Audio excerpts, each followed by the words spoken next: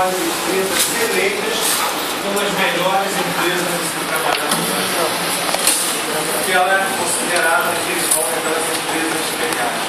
Porque ela satisfaz a necessidade do cliente e o funcionário dela, lá o colaborador dela, ele participa efetivamente. Porque o modelo, a empresa Trajano, ou a empresa Trajano, ela adota a sua legislação. É todo um processo voltado mesmo, né, para a motivação dos servidores. Eu coloquei alguns dados aqui, né? A política da Luiza é a seguinte: ó, os bons resultados da empresa devem ser uma gestão orientada para as pessoas, né, os funcionários dela, e para os consumidores, capazes de alinhar as mentes, corações e vidas. Para vocês terem uma ideia, toda segunda-feira, uma característica dela, ela trabalha de portas abertas. O gabinete dela de portas abertas para atender qualquer um dos seus colaboradores, para levar ideia, reclamação, o tempo todo ela atendendo as pessoas. Ela participa, né? Toda manhã, lá na sede, ela participa, todo mundo de mão dada, rezando, fazendo uma corrente, tá? Ajuda, eles têm programa para os seus, tá? Um punhado de desempregados, eles têm vários programas para funcionários. Então eu coloco aqui, ó, dirigir significa orientar os esforços individuais para um propósito comum. Ou seja, cada um de nós temos um objetivo na nossa empresa. Cada um tem o seu objetivo, seja ele qual for. Mas a empresa tem um objetivo organizacional definido lá no programa. A gente quer ter o objetivo. Cada um de vocês, tentar conciliar o objetivo de cada colaborador com o objetivo da organização. Quando você consegue essa mágica de conciliar o que eu quero, o que a empresa tem que alcançar, nós conseguimos isso aqui, ó. O colaborador satisfeito, prometido. É esse a grande mágica desse processo de organização. Por que eu falo para vocês que é isso? Porque quando nós dirigimos uma empresa, nós estamos lidando com quem? Pessoas são convidadas. As pessoas, nós empresas, as pessoas são complexas, são complicadas, são comportamentos diferentes, cada pessoa tem um comportamento diferente. E como é que você vai controlar esse tipo de comportamento? Como é que você vai lidar com esse tipo de situação? A gente até brinca, ó, se os dedos das nossas mãos são diferentes, como é que eu vou esperar que as pessoas sejam iguais, que as pessoas tenham o mesmo comportamento? Como conviver com isso?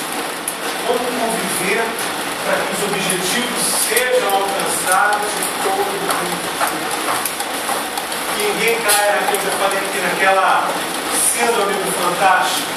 Não é isso? Segunda-feira de manhã, meu Deus do céu, lá vou eu que tenho que ir para aquele inferno. Lá vou eu que tenho que ir para aquela guerra. É uma guerra, aquele inferno. Domingo de noite você já está desesperado.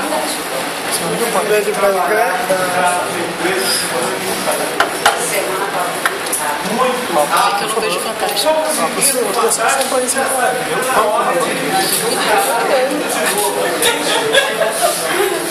Tem alguma coisa errada. Tem alguma coisa errada. Você não está. A empresa não consegue. Mais amigo, para cá pro jogo.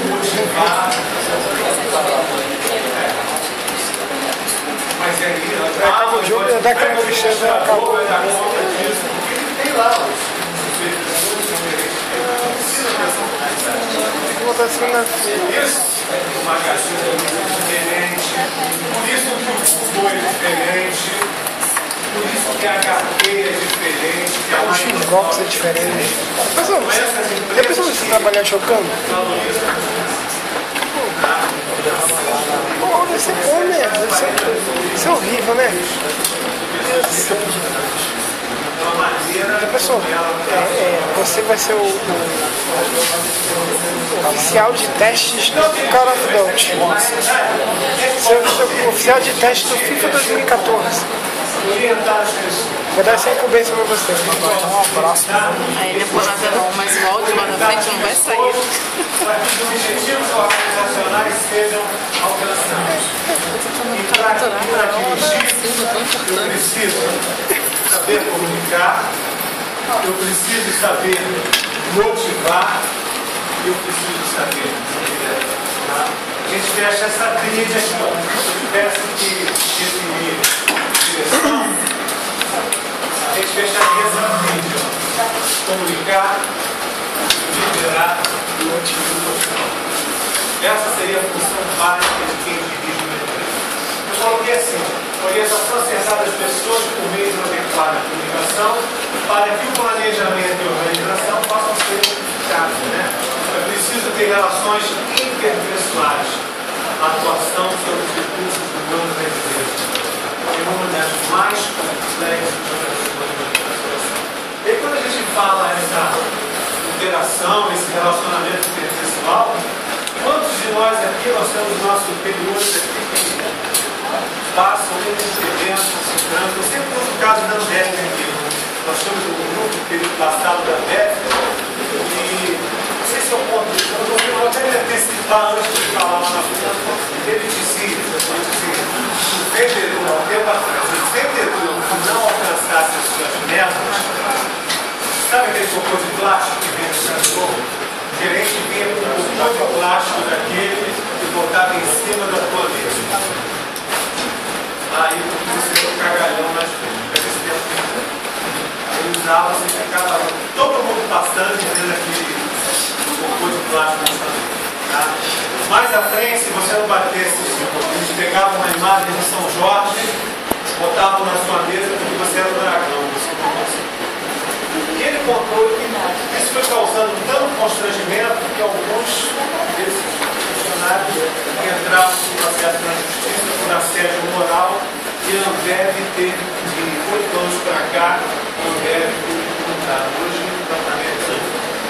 Mas eles contam que hoje o gerente se tranca no gabinete dele, se tranca na sala dele e está dando um papo para eles. Mas eles continuam. Mas era a forma humilhante como eles tratavam os problemas. O que me assustou, você já tinha lido isso aqui há algum tempo atrás, se vocês pegarem esse livro aqui do Pérez, dá momento ele vai falar isso também. Mas esse nosso aluno aqui, de Dentro de Ribeiro, ele conta isso com detalhe, constrangimento que ele passava e ele passou. Agora ele deve ser cortado a bolsa. Calma aí, essa mancha em casa. Tinha bolsa, pagava. Vou matar um cara por meio. E a partir desse período, todas as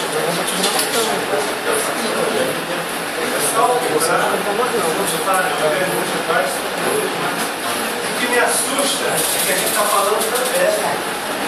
A Ambev está dizendo que o grupo dele na Europa,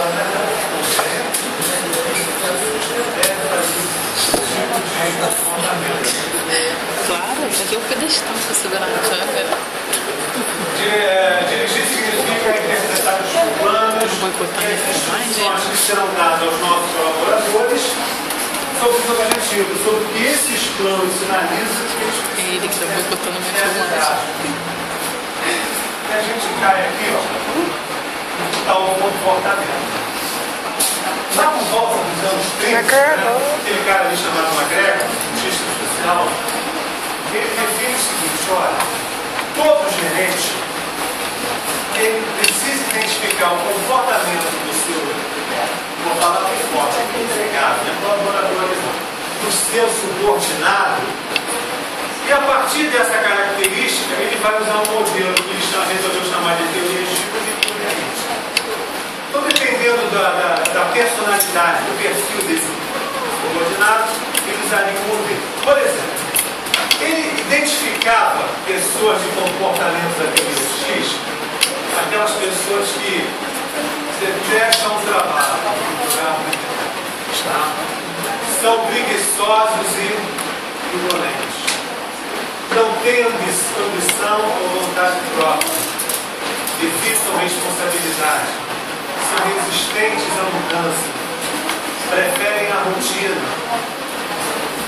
preferem ser dirigidos e ter dirigido.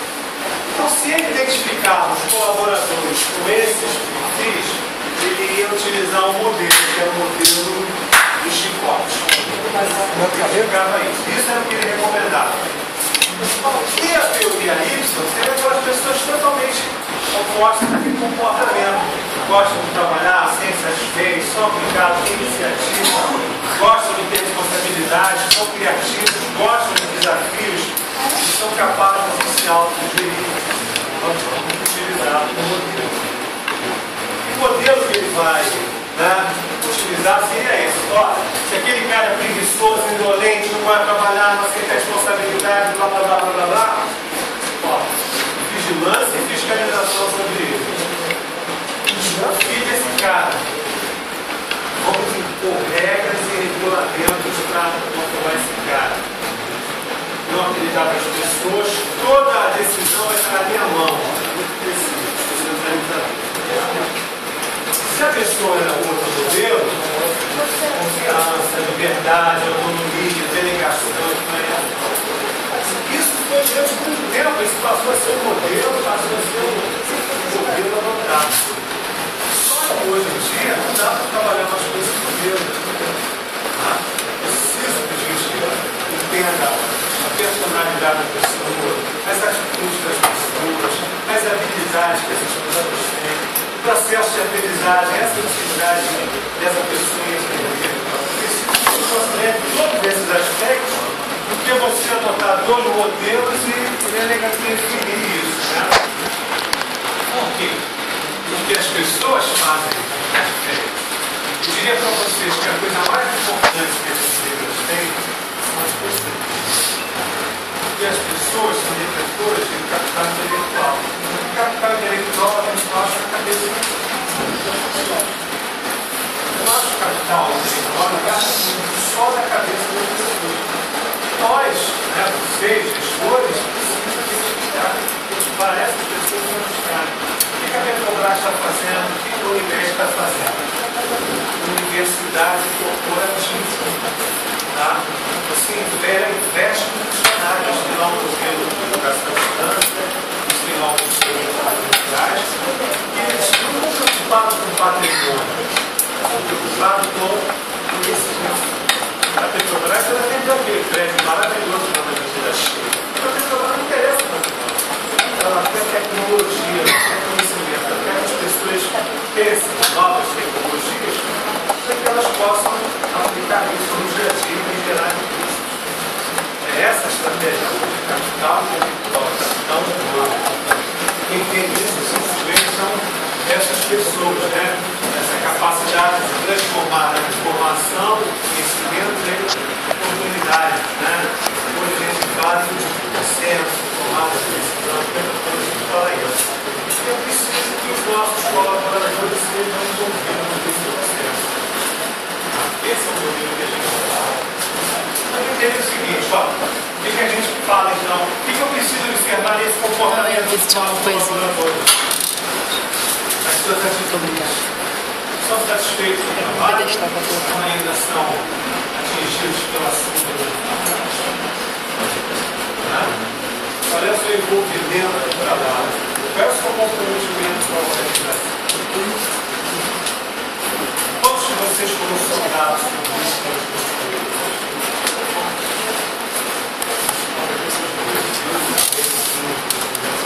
Preciso também tentar conhecer a personalidade da colaboradores. Preciso conhecer qual pessoa extrovertida, é uma pessoa responsável, é uma pessoa de caráter. Vamos ter que conhecer os nossos colaboradores. Tem percepção, consegue perceber, consegue funcionar as coisas.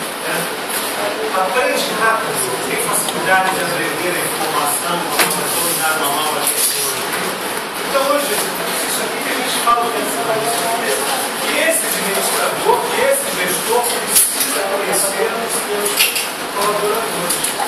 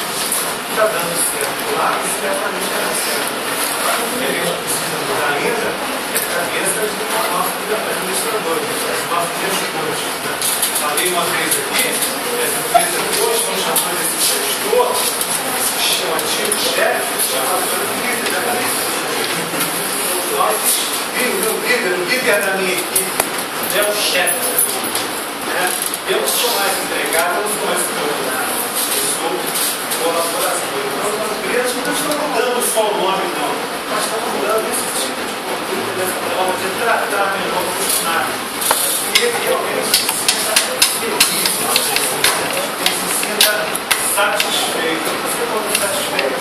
Tá? McDonald's faz isso? Mas isso aí não é uma forma de maquiar, não? Não. Ou não? Está satisfeito? Ou não? Eu acho que tem empresas que fazem isso para maquiar. Mas tem empresas que Principalmente mercado, que eu já trabalhei em mercado. fazem supermercado. Você era colaborador e você era escravo maquiado. Só o supermercado é um setor ocupado. E é colaborador, por isso que eu estou te falando. Mas o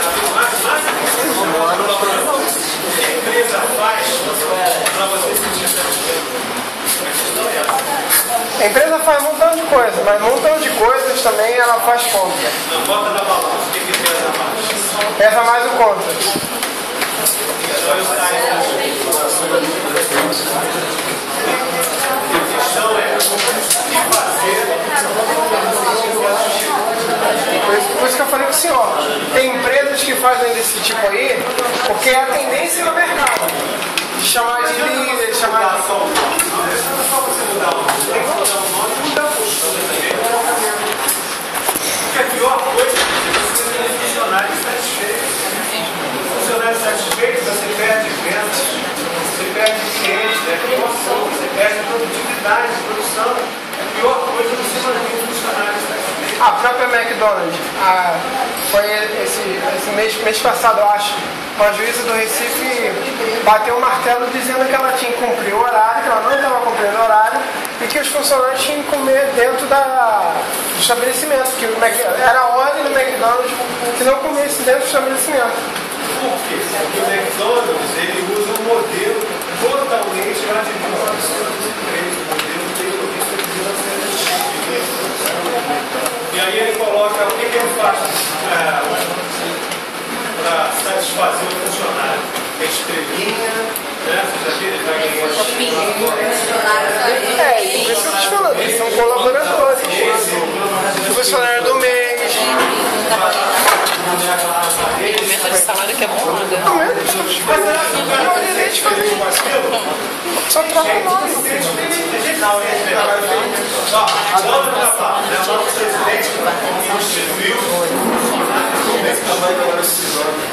O que acontece no funcionário do mês? Nós temos os atendimentos e quem receber mais e-mail do sistema trabalhado, ele vai receber diploma e vai ter a roxa do filho.